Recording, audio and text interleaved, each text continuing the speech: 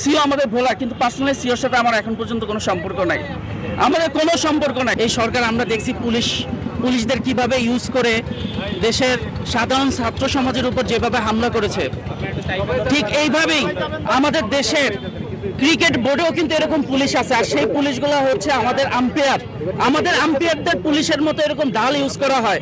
এই যে আমাদের ক্লাব ক্রিকেটগুলো হয়, এই ক্লাব ক্রিকেটগুলোর মধ্যে কোন দলের দাবায় রাখতে হবে, কোন দলের টুর্নামেন্ট থেকে আউট করতে হবে, সেই রোলগুলো তাদের দিয়ে পালন করা হয়। তারাই কিন্তু ঘটায় থাকে যে কোন দলের আগে থেকে সরাইতে হবে। এই বিসিবির ডিরেক্টররাই কিন্তু তাদের কথায়, বিসিবি ডিরেক্টরদের কথাই কিন্তু তারা চলে। তারাও কিন্তু অসহায়, তাদের করার কিছু নাই। তারা যদি তাদের সেই কথা না শুনে, তাদেরও চাকরি থাকবে না।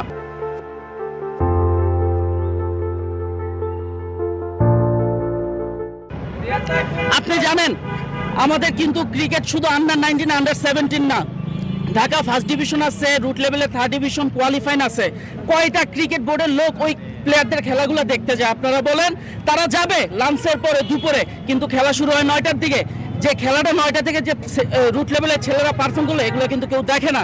তাহলে আপনি ঢাকা লিগ থেকে এই ছেলেগুলো বাইরের থেকে খেলতে আসে, তারা কিভাবে প্লেয়ারগুলো উঠে আসবে? আমার সাথে সিও আমাদের ভোলা, কিন্তু পার্সোনালি সিওর সাথে আমার এখন পর্যন্ত কোনো সম্পর্ক নাই, আমাদের কোনো সম্পর্ক নাই। না, আমি কখনো তার কলে এনসিএল খেলিনি। আপনি আমাদের এনসিএল এর ক্যাপ্টেন আছে কামরুল ইসলাম রাব্বি, তার সাথে কথা বলে দেখতে পারেন।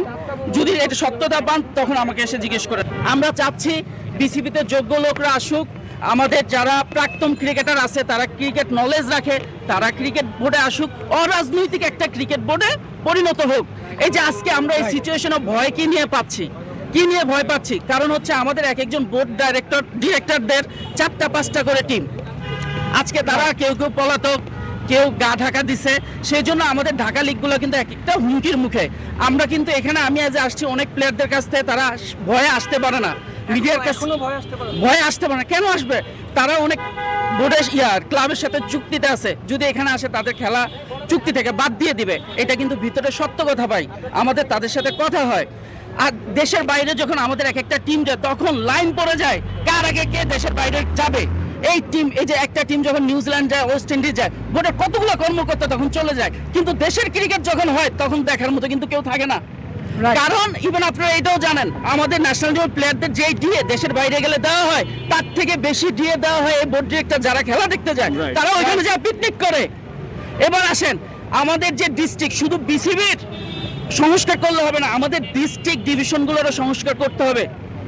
তারা সেখানে সেক্রেটারি পদগুলোর জন্য যেভাবে মুখিয়ে থাকে, তারা তো সেবা দিতে আসে না, তারা পদ নিয়ে বিজি থাকে। এই জিনিসগুলো আপনারা তুলে ধরবেন। আজকে আমি বরিশাল ডিভিশনের লাস্ট 5 থেকে 6 ইয়ার্স ধরে বরিশালে কোনো লিগ হয় না। বরিশালে তারা একটা অজুহাত দেয় যে বরিশাল স্টেডিয়ামে কাজ চলতেছে, তাই আমরা লিগ চালাইতে পারতেছি না। কিন্তু পাশেই কিন্তু ভোলা ঝালকাঠি আছে, ঝালকাঠি যেতে 30 মিনিট লাগে। ঝালকাঠি এত সুন্দর বড় স্টেডিয়াম, চাইলে কিন্তু তারা ঝালকাঠিও তো লিগটা চালাইতে পারতো।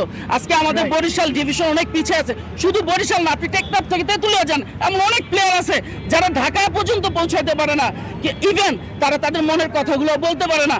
আজকে আমাদের মাননীয় যুব অ্যান্ড ক্রীড়া উপদেষ্টার মাধ্যমে আমরা এই জিনিসটা সারা বাংলাদেশের মানুষের কাছে পৌঁছে দিতে চাই, ইভেন তার কাছ থেকে সংস্কার চাই। সেই জন্য এই সমস্যাগুলো শুধু আমাদের কথার উপর ভিত্তি করে না, আমাদের এই অভিযোগগুলোর সত্যতা যাচাই করে জরুরি এগুলোর আইনত ব্যবস্থা নেয়।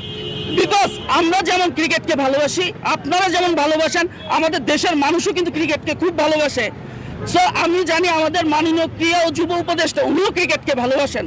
তো আমরা চাই তিনি দ্রুত এগুলো সংস্কার করে এগুলোর এইরকম ডিরেক্টরদের কাছে, শুধু আমরা ডিরেক্টরদের পতনও চাচ্ছি না, আমরা কারো নাম উল্লেখ করতেছি না, আমরা চাই এই ডিরেক্টরদের সাথে যে চাটুকাররা থাকে, এই চাটুকাররাই কিন্তু দল পরিবর্তন করে। আজকে যখন এই ডিরেক্টর থেকে এই ডিরেক্টর আসবে, ওরা সময়ের সাথে পরিবর্তন, ওরা সবচেয়ে বেশি ভয়ঙ্কর। আমরা চাই এদেরকে আইনের আওতায় এনে দ্রুত এদের ছাঁটাই করা হোক, দেশে ক্রিকেট একটা সুস্থ পরিবেশ তৈরি হোক, এটাই হচ্ছে আমাদের দাবি।